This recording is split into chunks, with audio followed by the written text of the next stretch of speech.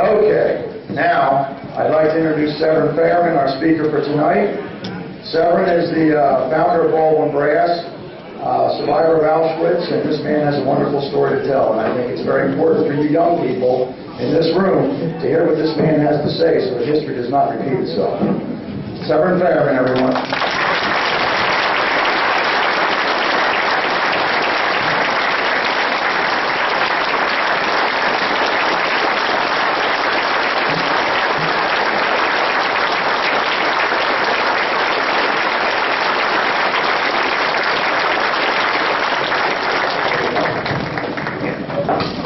Well, I'll tell you, it's the first time ever there was a standing ovation before I begin to speak. After, yes, sometimes, but for the first time, it's before I started to speak. Well, I'm going to speak today about what's good about our government. So many people are complaining about the problems our country has. I'm going to tell you how good our country is. First, let me tell you who I am and what's my background. I was born in a country called Poland. Poland lost its independence hundreds of years ago. Its neighbors occupied the country, Germany, Austria, and Russia. Poland disappeared from the map. After World War I, the victorious Allies decided to redraw the map of Europe and recreated various countries like Poland, Czechoslovakia, Lithuania, Estonia, Italy, Greece. Most of the countries you see today on the map really were created only after World War I, when you see them on the map now. I lived in an area which was under German population, and I've learned to speak Polish and German when I was very young. Later on, my father hired a French teacher for me because French at that time was the language of intelligentsia. When I went to high school, I took English. And when the war started, I volunteered in the Polish army because I thought we ought to defend ourselves. And all we did, as you well know, Poland was no match for the well-oiled German war machine. And all we did is keep on retreating and retreating from the German army. Eventually, Russia declared the war on Poland, and so we were squeezed between the two armies. And of course, I laid my arms then and went back home. When I returned home, I found that all schools were closed for Poles, and I went to my father and my grandfather, who by that time owned a company. I said, "Could you use me?" And they said, "Yes, if you want to come and work for us." There I learned how to become a blacksmith and also a toolmaker. We operated the business very freely until Hitler declared that that part of Germany should now be reinstated, and we became part of the German Reich. At that time we lost most of our rights, and we had to hire a supervisor, the German called a Treuhänder, who would be managing the company for us. And at the beginning, it worked very well. Eventually, this Treuhänder, this manager, realized that he is really the boss.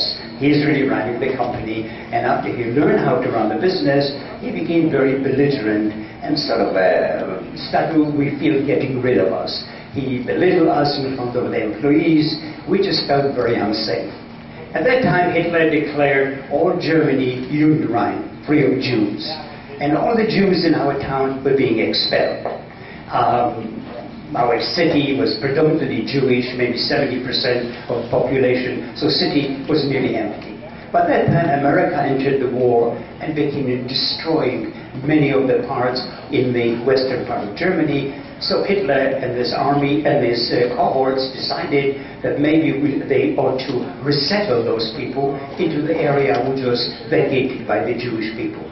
So, as what the Germans did was they did in every part of Germany, they started forced labor camps. Every major city in Germany during the war had a forced labor camp. So they created one in our town. They called it Kamionka, and all they did is just kind of a surrounded part of the suburbs with barbed wire and called it a camp. And they filled the camp with local individuals The Germans call it a razzia. They simply police action, close number of streets, ask people for their documents. Everybody, of course, in Germany had identification passes, and then if you were not a German, you were simply arrested and taken to that camp.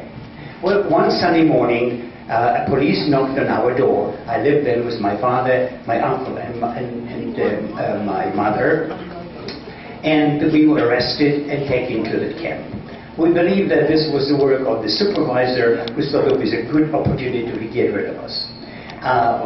We were working in the camp for maybe 9 months, and eventually the camp was closed and was sent to Auschwitz.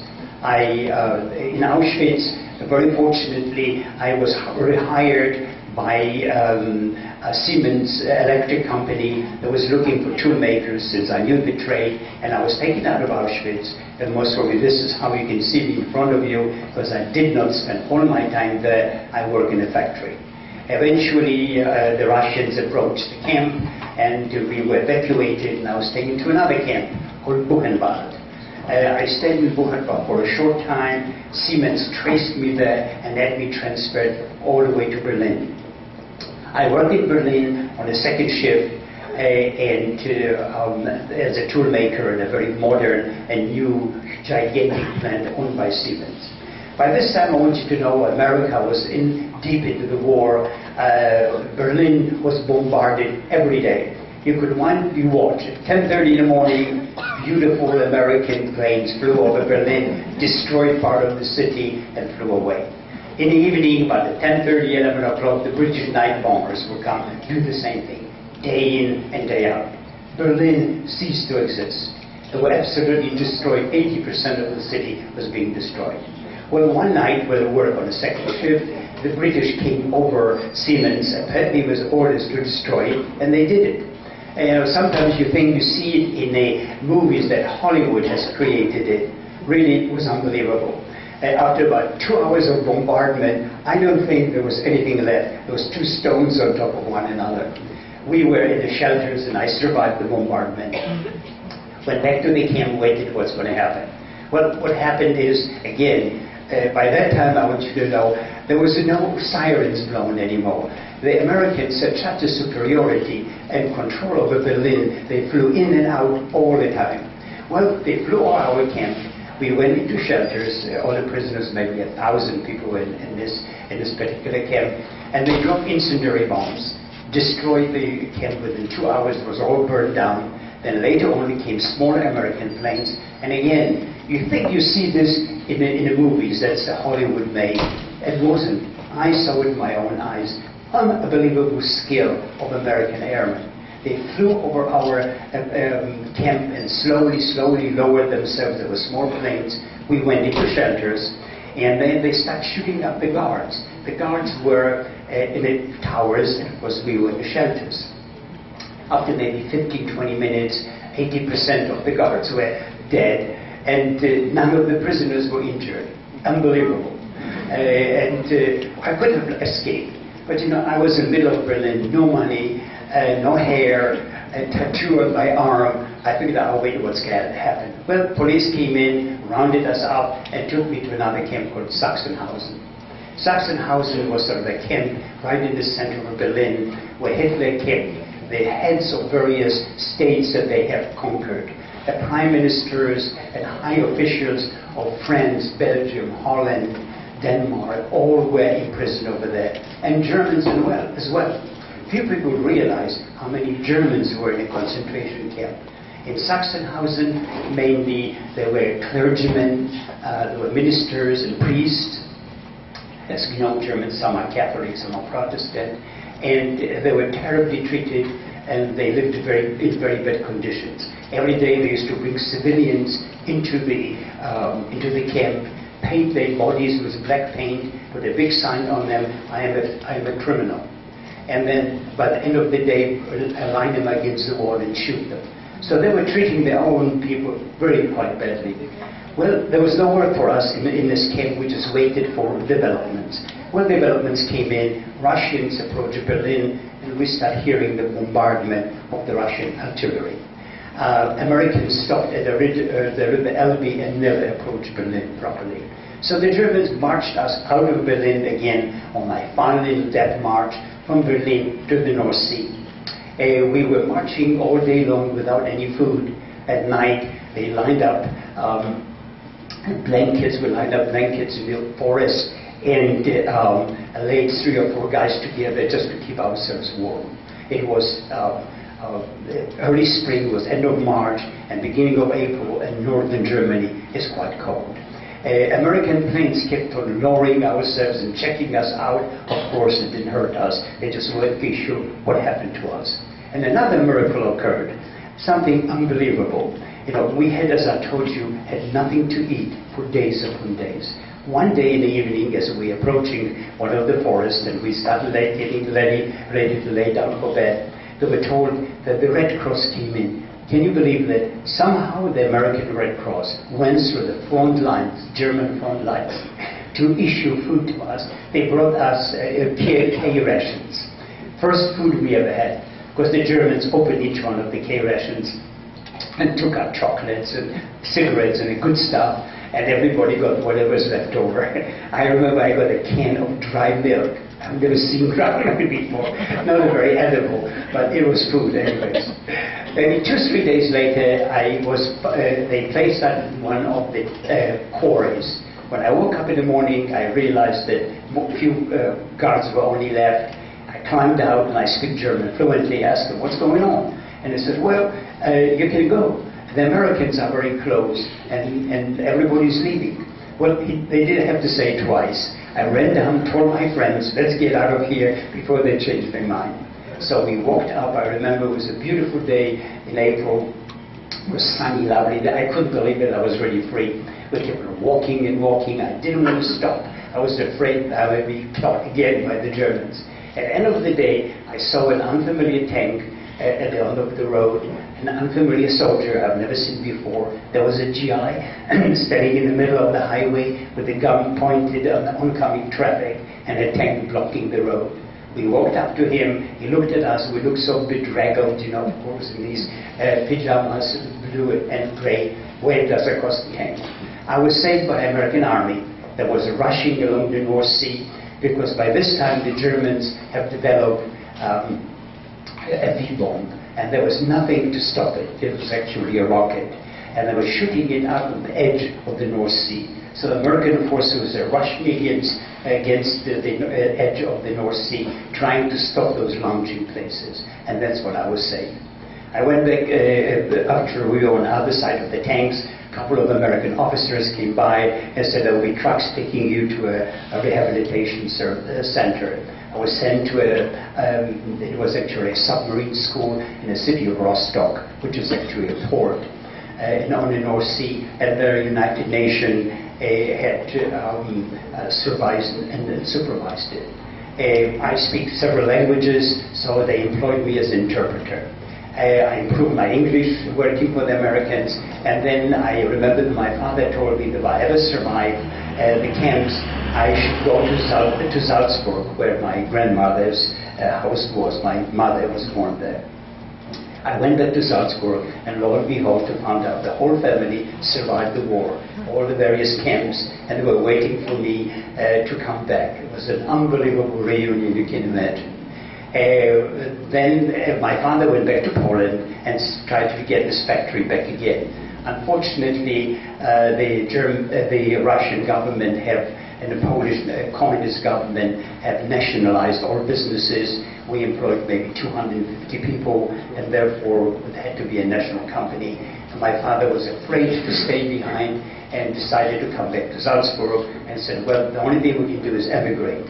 Well, by this time I went back to the United Nations, said, can you use me as interpreter? They employed me again, and eventually I got a uniform, a British uniform, what I was very proud to wear. And eventually I found out that President Truman made possible for people like my family, displaced persons, to come to America. So I applied together with my family. We passed an examination, and we arrived to New York City on a troop ship called Marine Perch. without any money, without any documents. As we came into the Bay of New York, the immigration people got on board and gave us a little piece of paper in lieu of passport, and then $20 and said, welcome to your new country.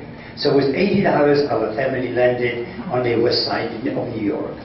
Fortunately, I was prepared for it. I asked my superiors in Austria to give me a letter of recommendation to the welfare agency, and they gave it to me for the Travelers Aid. Travelers Aid was able to put us for a week in a hotel. Well, within a week, believe it or not, all we were able to get jobs. And I was able to find a small apartment in the Bronx, and we started our life in America. Excuse me. This was 1945. In the fall of 1945, my father turned to me and said, you know, Severin, this is a wonderful country. We ought to start our business again. And all our friends and relatives said, you're crazy. You have no money. You don't know how to do business in America. You don't speak English very well. What do you mean you're going to start in business? Father said, don't listen to them. Go tell what I tell you. So I quit my job and started looking for companies to sell. A number of ones in Manhattan I didn't like.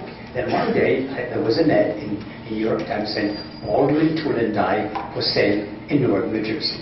I took the tools, made the owner, who was of German descent, because I speak German, and I said, I'm a Landsmann, not exactly true, but somehow managed to convince him to sell the business. Well, he wanted $20,000, which we didn't have. By this time, we were able to accumulate $6,000. That's all we had. Well, so we said, look, we need to start with something. We'll give you $5,000 down, and we'll open a business with something. It was $1,000. He agreed to it, and we opened a business on January 2nd, 1946, with $1,000 in the treasury. Well, I think the rest of this story, what I will tell you, is really what's good in America. How we were able to turn over this little business with $1,000. Well, after we opened the doors with this little amount of money, and I, of course, went over to see some customers that we had before, Mr. Horn, who was the owner of the company, had, and see if I could kind of drum up some more business. Well, I found out that Mr. Horn was selling really his accent. He was the beautiful German accent, but his workmanship wasn't that good. Every place I went, they were telling me his tools were terrible. You know, they would never order from Baldwin again because he did such a poor job. And I said, well, I'm sorry, you know, we're new owners, we're not guilty of it, but to show you that we know what we're doing, I'm willing to take these tools and I will repair them for you, free of charge, just to show you what we can do. Well, these were some business, so they gave me these tools. We took a book, read them, refreshed them. Some of them we made new ones where they were terrible, and then I delivered them, and they worked. And then got us more and more business. Then some customers said to us, you know, could you stamp something? You know, I want to buy the products and I'll pay for the tools, but can you make the product too? He says, of course we can. So we started manufacturing things for other people. And it was pretty good business. And, however, you know, our heart was in manufacturing products. Our heart, our business, our family business was making products, not making tools for somebody. It worked very hard. It's very difficult to make the tools. And then the owner benefits from it because he can make millions of dollars. And all you get is a few $1,000s for the tool itself. I figured out we would rather make a product. But what do you make? Imagine, you come to a new country. You don't know what was really popular, and you just kind of grope. I went to various hardware stores because we used to make hardware and see what I can buy. You know, hardware store has so many different products. How do you select what to do? I just couldn't make up my mind. I kept walking and buying various samples and discussing with my father and my uncle, and somehow nothing really worked. Again, you know, I always believe in opportunities. We befriended some of our suppliers, and one day a supplier came and said, you know, you guys are talking about you wanted to make a product. You know, I got this letterbox plate. You think you could make that? It was a letter plate, you know, that goes on the door for the mailman to slide the letters through. It looked like, sure, we can do that, but can we sell it? So I cleaned this little up, wrapped it up in tissue paper, went to a hardware store, found out what the price is, what they were charging, figured out what the profit could be on it, and went to see the customers, see the wholesalers, see if they'll buy it. So I went over and said, "Who are you?" "I'm from Baldwin Manufacturer." "What do you make?" "We make letterbox plates." "Show me." But I showed him this letterbox plate. He said, "Can you deliver?" "Of course we can deliver." He said, "What's your price?" I give him the price. "Sure, I'll give you an order." 2 gross. At that time, it was in the gross. Remember, this was the time, still the war was going on. We were still engaged in a war on the Pacific. And very few manufacturers were able to deliver anything for civilian production. So there was a demand for the product. Well, I went to a few wholesalers. Everybody gave me an order. I said, "Wow, that's a night." So I went back home. I said to my father, "Yes, this is it." We start tuning up for the press. A long story. How eventually, after very, very many tries, we made the products. And I eventually packed it up. We had no cartons, but we were next to a bar. So, and then when they threw out some of the liquor boxes, I picked up the cartons. That was my shipping cartons. And when I finished up all the orders, of course, I had to deliver it myself. I couldn't afford the shipping. So I went and delivered myself. Then went back to the front door. The purchasing department said, "I'm from Baldwin Hardware. I would like another order." I said, "What do you mean another order? I gave you an order a few months ago. What happened to you?" He said, "Well, we had trouble with the material, but now in production, see for yourself." So he went over to the back. "Yeah, that was a delivery from Baldwin just minutes ago." Well, he gave me another order. And that's how things started. You see, they would just begin to give us the first product. What I did after that, I went over to every time that I went for an order, I asked my customers, "What do you want? What is something that is missing? What is there a shortage of anything?" And they gave me various suggestions. And I continued making a product after another product. Then a break came through, just to show you how things occur when you're in the business. They gave me a chain door guard. You know what a chain door guard is? It's going in the door, and if you don't want to open the door completely, you can leave the chain on or take it off. And he said, "That's New York City, a lot of burglaries, people are afraid. Everybody needs a chain door guard. Can you make one like this?" I'd never say no to a customer. If there's an order, and they said, "We can do it." So he gave me the piece, and it was a casting, a bronze casting. But we didn't have a foundry, of course. I took it back home, and of course my father said, "Severin, we don't have a foundry." I said, "So what? We can buy castings and we can finish them." Eventually we came to a story, we got the castings, we finished them, we started delivering them, and it was pretty good business. And I remember this day, a changing day in my life. Let me just tell you how that happened. It was July. And of course, not only did I sell the product, I made it with my uncle, and we had a few employees. Our first employee was an American Indian. Can you believe that? Our luck. He was drunk most of the time. Whenever he wasn't drunk, he was working pretty good. So this Indian and my uncle and myself, we made those chain door guards. And it was a warm July day, and I was grinding those castings. And my hands got green because from the dust and the sweat on my hands, it just all turned green. And it was lunchtime, so I stopped working. I washed my hands, and I sat with my uncle and said, "Simon, it's got to be a better way of making a living. This is really very hard. Maybe we can do something different. Must we do these castings?" He sat in, and as we was munching an hour, he drew a little drawing. He said, "Instead of a forging, we can use an extrusion. It's a different process, very fine finish, and you can buy these extrusions from mill supply people." I said, "Let's make it some, see if customers will buy it." Next time I went to see my customers, I started showing them this new chain door guard. Well, I remember I came from Newark and on the subway, on the tubes to New York. And I was going at what price did I get? Well, it was $4.80. We used to get a dozen. At those times, prices were different. For those chain door guards, well, it's maybe expensive. This is a new one. Maybe they wouldn't want to buy it. So I would say I will give them $3.60 or $3.75. See if it works. So I showed it to some of my first customers. Say, "This is a new product we're just making." And I was just handing him the sample. He says, and he was very smart. He said, how much? Your buyers were very smart. And I was afraid. I said, 360. And he said, 360, great, I'll give you order for 2 rows. I says, I said, I gave him $2 price.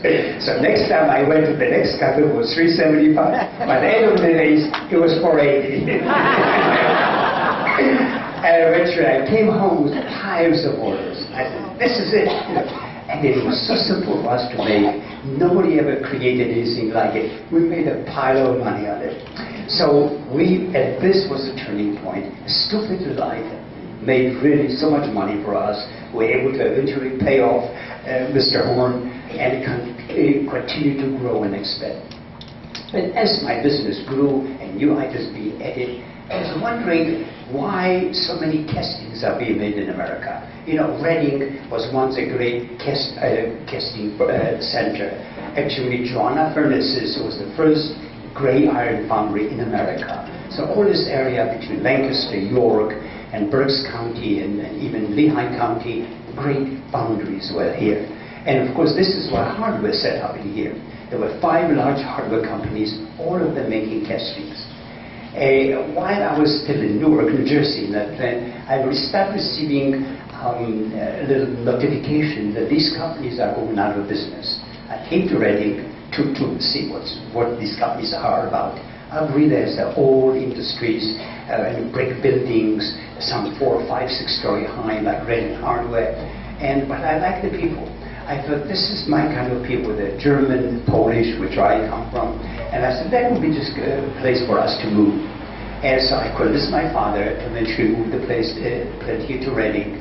We moved to Reading. And actually, the city was extremely helpful. I want you to know they helped us to find a place at a very reasonable price, like nearly 17 acres of land. And we constructed our first plant.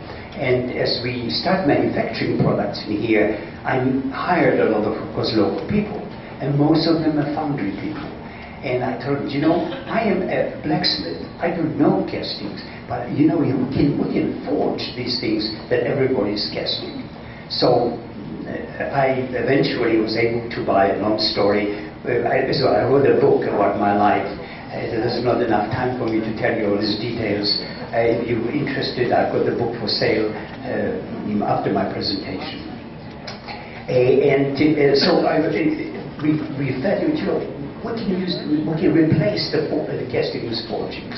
Many of them were doubtful that this can be done, but I convinced them that we ought to try it. So we took a number of castings and then converted them to the forgings. I want you to know that today the entire hardware industry throughout the world followed our pattern. We're the first company in the world to produce forgings instead of castings. Forgings are of better quality, better finish, and considerably less expensive in finishing than castings. One thing led to another. Architects were coming to us with suggestions. Can you make this? Can you make that? And as you know, I never said no. I'm glad I'm not a girl, right? So they always kept on accumulating more and more different products. And eventually we built the company to unbelievable levels. Today, our hardware is considered one of the leading in the world. Our hardware is in the White House. Every president of the United States, when they leave the office, builds a new house. Baldwin hardware goes on it. The governor's mansion in Harrisburg has our hardware on it. Most major important buildings, even in foreign countries, in Canada, I just came back from Quebec. Tremendous amount of the hardware, Baldwin hardware, was some of the oldest buildings. So we are throughout the world. So here is the story of what's good about America. Where else could something like this happen but in our country? We are absolutely the most wonderful country in the world with the greatest opportunities. I want you to know that I do speak a lot to various high schools. This is really my profession now. I retired from Baldwin and I speak at various high schools and military installations about opportunities in America. And I try to convince the youngsters that this still exists. I believe the same opportunity I had to start my business still exists today. And this is a country, I'm sure, of great future. And whoever tells you that things wrong with our country, there's nothing wrong with our country. Because there is no other country in the world like America. Think of this. You know, there is no other country. If you look at the history of the world, nothing like this was created. And I keep on telling the youngsters, please don't forget, future is in your hands. Don't screw it up. I say, we have made the most wonderful country, because if this country ever disappears of the system, that will be the greatest tragedy ever occurred in the world, because there's nothing like it in the history of the world as America. And this is really why I love this country, and really made me, gave me a wonderful life and a wonderful future. And this really is the end of my story. However, I'll be glad to answer any questions that you may have, and do thank you so much for your attention. God bless you.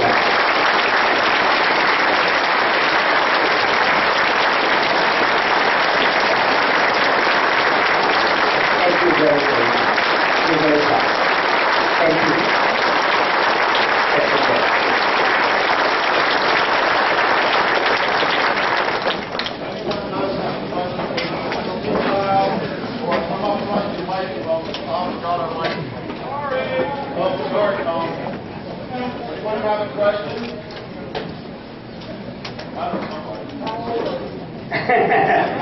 Well, yes. 90.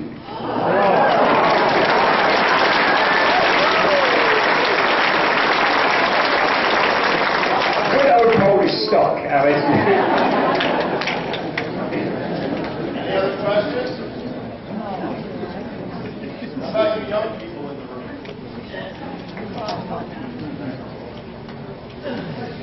Yes.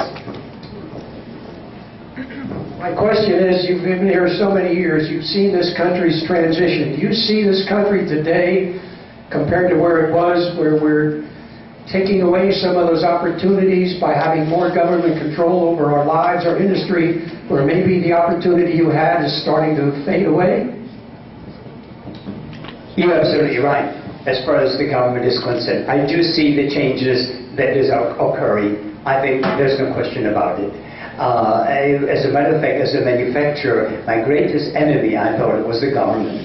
Because helping me, they really put all difficulties in it. You know, I started a plating operation, and the government had a regulation how I have to set up to clean up the environment. And we did exactly what the government told us to do. Then changes came in. He said, stop doing what you're doing, do something different. The something different cost us over $1 million. And then we had to clean up what we have, so to say, contaminated the ground. But we did exactly what the government told us. So instead of helping us, you know, we have spent untold millions of dollars on fixing and repairing it. And then I remember too, they used to keep on having to write reports every month, long reports. I had to hire a special engineer that would only write nothing the reports. And every month we had to send them by the 10th of the month. If we were a day late, there was a call, where's your report? Eventually I befriended some of the people at the EPA, and I says, what are you doing with these reports? He said, we have a big room, we put them on this room and we lock the door. and this is when our reports were, who would read them? Pages long, big pages, inches thick reports, still a repeat of the same thing again. We definitely need less control and more freedom. We have the most wonderful country. We need to protect it what it was. It is changing. You know, we have built. America is the most wonderful country in the world. We've built the best mousetrap that exists, and of course, the world's beating their way to our doors. Everybody wants to live in here, and I don't blame them. Except I think there should be a limit. I feel strongly that, you know, yes, we should accept immigration, but illegal immigration, I'm absolutely against it. This is what's wrong with Trump.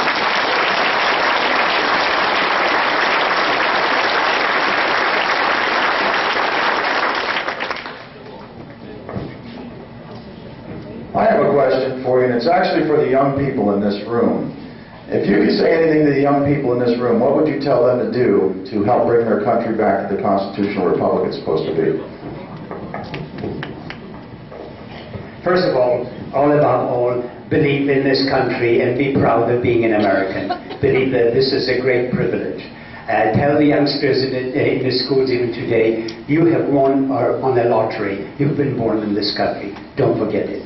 First of all, I advise them education. Be educated, because if you're an educated person, you make the right decisions. You make sure that you do not follow somebody that doesn't make sense to you. If some politician comes up telling you something that doesn't make sense to you, don't listen to that. Listen to your own mind, because your own mind most of it tells you the best. And I definitely recommend to many young people, try to learn a skill. A skill would always make you will be able to survive. I survived the worst concentration camps in the world because I had three things. I was educated, I spoke languages, and I had a skill. If you have this, you will never perish. And above all, love our country, because there is nothing like it. That would be my advice.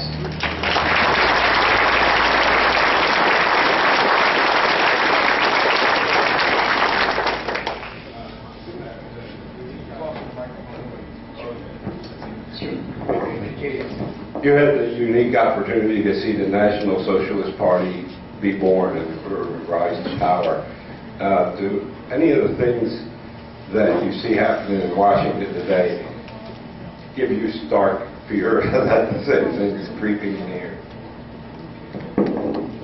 Well, if you are referring to the Nazi Party, the National Nazi Party in Germany, if that's what you're referring to, yeah. Well, fortunately, I don't think there's something that this ever happened in our country. I think that our country has a system, has a democratic system that does not allow any power, any government, any military ever to take over. Because once the military takes over, that's what happens. The best proof today, we see what's happening in the Arab countries. All these revolutions these poor people are trying to start is being swamped. Why? Because they're trying to fight an army, which is well armed. The same things that happened during the American revolutions would never be repeated again. We're living in different times. The only thing I can tell you about what's terrible, it's communism. I've been back to Poland after the war, and I've seen unbelievable changes. There is no worse disease, I want you to know, than socialism or communism. This is what destroys the country. If anyone ever sees it,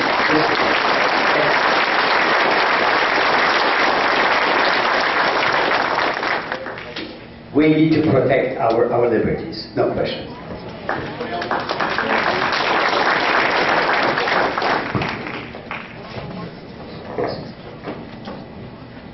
What would you say about competition from China today? Manufacturing. Well, I say abhorrent. I hate things made in China. Unfortunately, you go to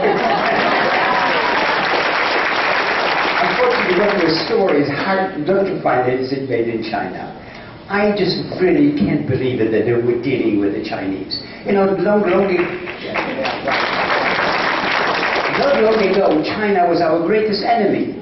During the many wars, the Vietnamese War and the Korean War, what was it? Always the Chinese were. We were the villains. They used to burn Uncle Sam in effigy, and they hated us. How come that we are feeding them all this money?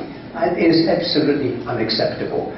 American quality products are absolutely the best in the world. Now unfortunately my company, I don't own the company anymore, and is owned by Black & Decker, and what they're doing most of the time now comes from China instead of being in here. They send our experts to teach the Chinese what to make. I want you to know, the products that come from China are not as good as we made in here. It's definitely inferior quality. It's not the quality of American made. When we would produce our products, our only hope was we want to be the best. Not the biggest, but the best products we can make. And I instilled it in all my employees to remember, just to the best. We don't care what the cost is, to make the best. And we are the best in the world. And this is what I am amazed that we are allowing stuff like this to happen. I assume that our government should certainly step into it and not allow this to happen, because we have here craftsmen, and once we lose the craftsmanship that we had in America, what a tragedy. Imagine if somebody gave me a lot of money and sent me to like Papua or some of the islands in the Pacific and say, start a new company. Where will I find the craftsmen? Where can I make the tool makers? Or the engineers to do it? Of course I couldn't. We have them in our country. We have the greatest treasure that ever exists, which takes generations to do it. Why in Germany there's such good craftsmen? Because for hundreds of years they were working in machine shops, and each one learned from one another. And that is so important. This is our greatest treasure that we have. I can't believe it, that our government will allow this to happen. It is absolutely unacceptable, and we certainly should voice this to our officials that will be elected.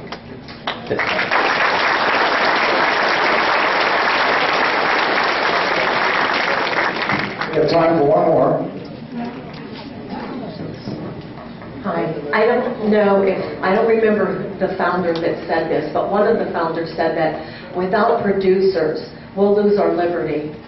And I just want to thank you from the bottom of my heart that you are one of the producers that helped us keep our liberty. And one of my prayers to the Lord is that we will again become producers and not just people who go and buy Chinese-made things. Thank you very much. Thank you very much. Thank you, Severin.